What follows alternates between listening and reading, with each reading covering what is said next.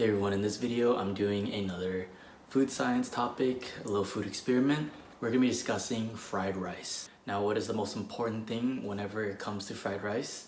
No, it's not MSG. I'm sorry, Uncle Roger. It's actually the rice itself. It is very commonly known that in order to make a good fried rice, you have to use day-old rice or leftover rice that has been allowed to sit in the fridge overnight. That's due to allowing the rice to dry out, allow it to lose a little bit of water content so that whenever you fry it again and add additional heat, it doesn't end up completely mushy and I guess a paste, right? But today I want to test if that's absolutely necessary or if you can make rice in a rice cooker and throw it into the pan right away and still accomplish similar or even the same result. As you can see here, this is rice fresh out of the rice cooker. It doesn't really fall apart unless I physically force it to. And that's due to a lot of the water still being in there, fresh out of the rice cooker. And all that water content that's still in the rice is the worry about adding it to a frying pan or a wok whenever making fried rice. And then in this container, I have some day-old rice. I made some rice yesterday, left in the fridge overnight. It wants to crumble. That's due to the fact that being allowed to come down to temperature and sit in the fridge overnight, it has lost a considerable amount of water so that whenever you apply it to heat and then you add other liquids such as soy sauce, it's not going to overwhelm the water content in the rice. When I cook, I don't really measure anything. I kind of eyeball everything, let my heart really do all the measurement for me. But in order to keep this food experiment accurate, I want to keep the same measurements for both. So I will be measuring everything today, and I will try to keep the heat and the cooking time as the same as much as possible in order to get accurate results.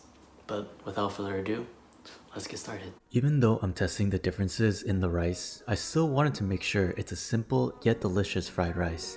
For the aromatics, I'm doing 1/2 cup of diced yellow onions and 1 tablespoon of minced garlic.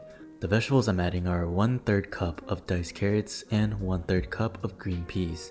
I have 2 whole large eggs here that I will stir fry and add in, and finally 1/4 cup of chopped scallions. These measurements will be the same for both dishes, so I prepared 2 plates in advance. Moving on to the seasonings, I'm doing 1 teaspoon of salt, 2 teaspoons of cracked black pepper, 2 teaspoons of sugar, 2 teaspoons of MSG, and in the little ramekin I have 2 tablespoons of soy sauce along with 1 teaspoon of sesame oil. Once again, I prepared 2 separate yet identical plates for the fried rice. And finally, the rice itself. In one bowl, I have 2 cups of the rice that was in the fridge overnight, but I crumbled it ahead of time. In the second bowl, I have rice that was made in a rice cooker hours before this. It has been in the warm setting in the rice cooker up until now. Set these aside and let's move on to the cooking. I don't have a wok, so please don't roast me too hard, but begin with 1 tablespoon of neutral oil on medium-high heat. Crack and scramble 2 eggs into a bowl and add it into the pan. Allow it to cook for around 30 seconds before scrambling it. Continuously stir the eggs around until fully cooked. This should take about a minute or 2, depending on how hot your pan was. Remove and set aside. Clean the pan if needed and add 2 tablespoons of neutral oil this time. Add the onions and cook until translucent, about 1 minute. Then add minced garlic and stir fry for about 30 seconds until fragrant. Add in the vegetables and then the rice. I'm doing the overnight fridge rice in the footage shown here. Stir fry and break down the rice from its clumps if needed. Add all the seasonings into the pan, finishing off with the soy sauce, and mix and stir fry for a few minutes until the rice is fully warmed through. Add the eggs back into the pan, and finally, finish off with the chopped scallions. Super simple and easy. I repeated this exact same cooking process with the other rice as well. Transfer these over to a plate, and let's see how they compare to each other. Here we have the fried rice that was cooked with the rice that has been in the fridge overnight. You know, the typical traditional way of making fried rice. Cheers.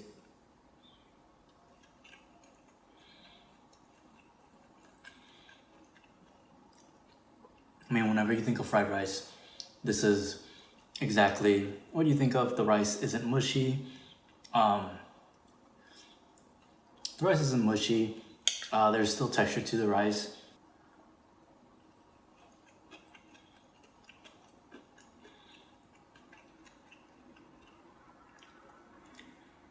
There's still a bit of hold, a little bit of bite. You can definitely tell like you're eating rice here, right? Now, a concern I had with using fresh rice is, since it's still so warm and it hasn't had time to allow like water loss outside the rice, that it ended up too mushy. So let's see if that's correct. So this here is the fried rice that I made with fresh rice straight out of the rice cooker. Took it out of the rice cooker, put it right into the pan.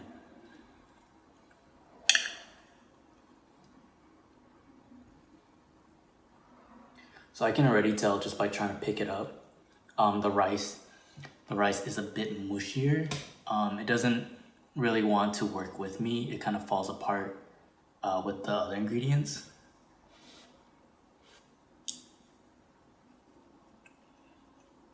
And just as expected, it's a lot mushier. The rice kind of just dissolves in your mouth a little bit compared to with the other fried rice. You really can tell that you have to chew a little bit, that you're still eating like rice. This one, it feels a bit mushy just due to the extra heat after the fresh rice. I wouldn't say it's terrible though.